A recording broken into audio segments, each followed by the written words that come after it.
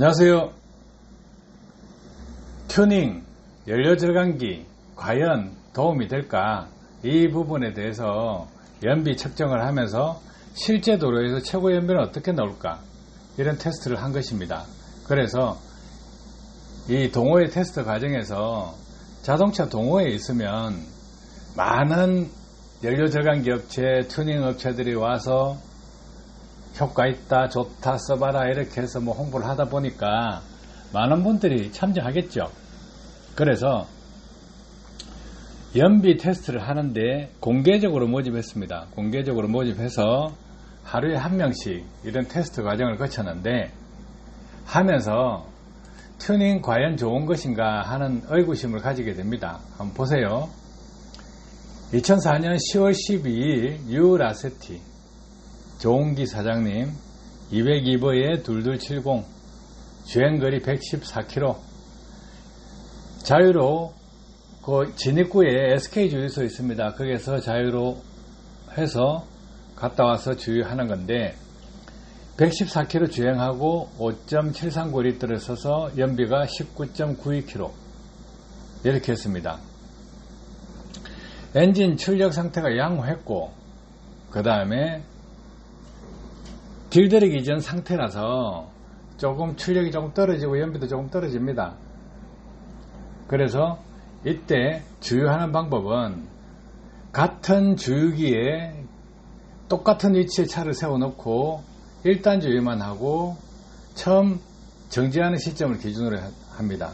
그래서 출발 전에도 그렇게 하고 도착 후에도 그렇게 했을 때 연비가 19.92km 나온 것입니다. 그리고 13일날 라세티 1.5톤 박창건 사장님 01소에 3070 114.1km 주행을 했습니다. SK 주유소 자유로 SK 주유소 이렇게 했는데 6.523L 17.736입니다. 운전 패턴은 거의 같습니다. 그래서 이때 이 차량은 타이어 인치업을 했습니다. 광폭 타이어 및 직경을 증가시키는 방식으로 튜닝을 한 상태입니다. 그래서 이 차는 가속 시간이 많이 걸립니다. 엔진의 사이즈에 비해서 바퀴가 크기 때문에 가속하는데 힘들겠죠. 그래서 가속 시간이 좀 더 걸리고 적정 변속비를 초과하게 되어서 주행 성능이 저하가 됐습니다. 그리고 그 운행 거리가 오차가 발생하는 겁니다.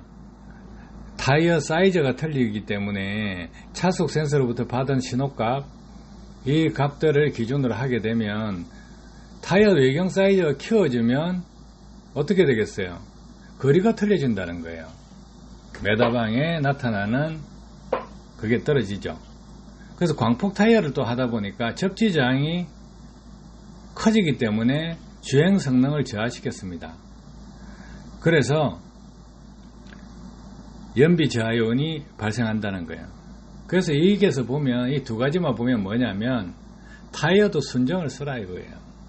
사이즈를 키운다거나 광폭을 쓴다거나 했을 때 연비가 떨어진다. 이걸 보셔야 돼요.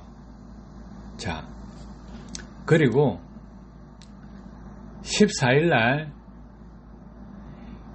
김현남 사장님 25나 8394 114.3km 주행을 했는데 6.74L 써서 연비가 16.938입니다. 근데 이 차는 차량 관리가 안 돼가 있고 엔진 내부에 오염이 많이 돼가 있었고 엔진 길들이기가 되지 않은 상태였습니다. 그래서 주유 방법은 똑같는데 이 차는 엔진 내부를 운행 테스트 하고 나서 보니까 카본 물질이 많이 쌓여 있다는 거죠. 이런 차 같은 경우는 우리가 이제 연료 첨가제 흡기 튜닝 하기 전에 우리가 이제 세정을 하지 않습니까? 화학 제품을 해서 시동을 끈 상태에서 앞에 닦아내는 방법, 시동을 켜고 그 다음에 화학 세정제를 이어서 엔진 내부까지 청소하는 방법, 또는 연료 첨가제를 넣어서 카본을 청소하는 방법, 이 방법을 쓰면 연비가 올라갑니다. 그래서 이런 부분은 외부에서 이렇게 이제 세정만 해주면 되는데, 세정해주고 길들이기 하면 연비는 다시 복구될 수 있습니다. 자, 이런 차를 만나면 흡기 튜닝 업체들 해주면 효과 좋다고 하겠죠.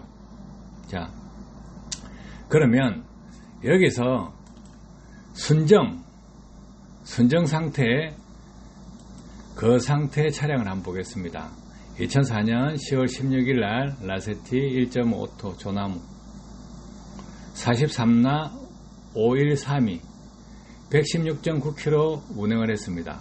5.742 리터를 사용해서 연비가 20.359입니다.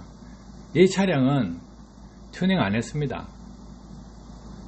튜닝 안 하고 연비를 나름대로 신경을 썼던 분인데, 이분 똑똑한 사람이에요. 멍청한 사람 아닙니다. 연구원입니다.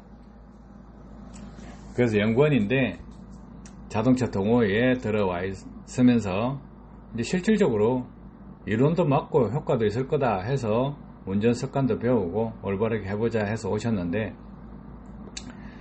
보통 이분은 이제 시내 도로를 40% 정도 타고 외곽을 60% 이제 이렇게 하는데, 이때 교통체증도 반영되어 있습니다.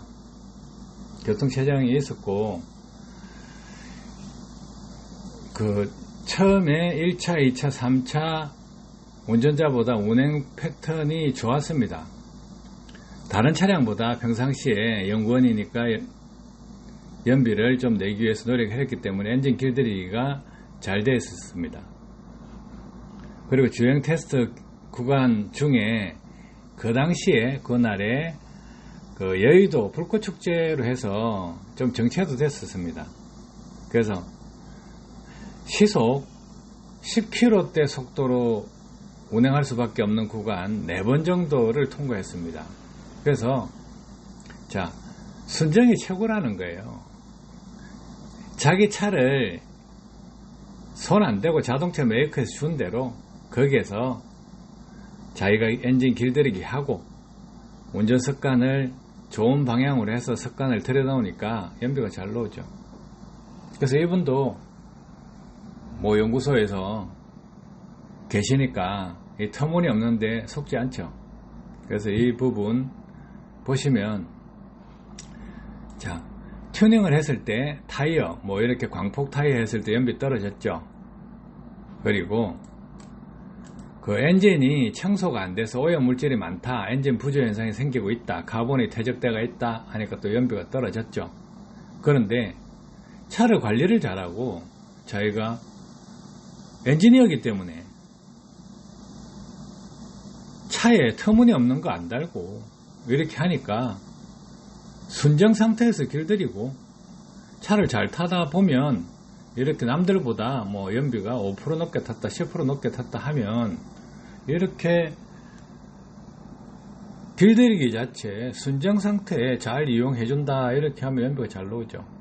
정체 구간 시속 10km 속도대를 4번이나 통과해도 20.359km 나왔습니다. 이런 게 차를 올바로 아시라는 거예요. 밖에서 이 4대 중에 예를 들어서 그 엔진 카본 청소가 안 돼가 있다, 이렇게 하면 연비가 떨어졌을 거 아니에요. 이 카본 청소해주면 연비 올라가겠죠. 그죠? 그래서 이런 차량들 이야기하면 차를 많이 아는 사람은 그려려니 하고 넘어갑니다. 차 관리하는구나, 이 정도로 생각하죠. 도움 되셨길 바랍니다. 감사합니다.